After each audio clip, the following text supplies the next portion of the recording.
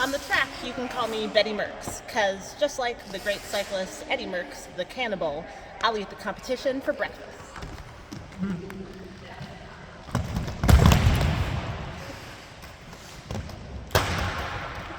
On my bike, of course, you can just call me Kristen, but most folks call me... On your left.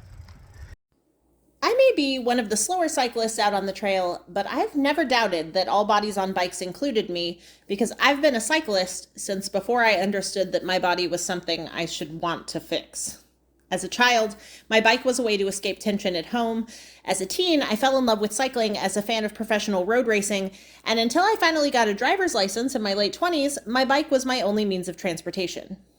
Now I'm approaching my 40th birthday, and my relationship with my body and my bike is still evolving. It's been almost 14 years since my mom passed away from complications of gastric bypass surgery.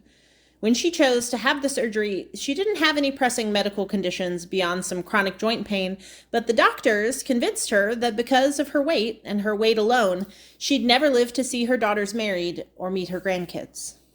What no one ever told her was it was okay to be fat, that she didn't need to wait until she lost the weight to start living her life, that she could learn to move in her body in a way that brought her joy and care for her joints and heart without fixating on the scale. That someday she could watch her youngest daughter compete in a full contact team sport, cheered by audiences, or maybe even ride her bike in an internationally renowned gravel race, all in a body that looked just like hers. In the 14 years since she left us, I've struggled to learn these lessons myself, and I've made it a point to model them publicly, participating in fat activist spaces online and in person, advocating for accommodation for larger bodies in travel, sports, fashion, and healthcare, and attempting to model confidence and joy every day. This year, my friends and I hosted a body-positive event we called the Hot Bodies, Hot Wheels Summer Rollout in Grvl, where we brought together folks on 2 wheels or 8 in their most confidence-inducing outfits for a party-pace roll to celebrate our diverse beauty in the sweltering sun.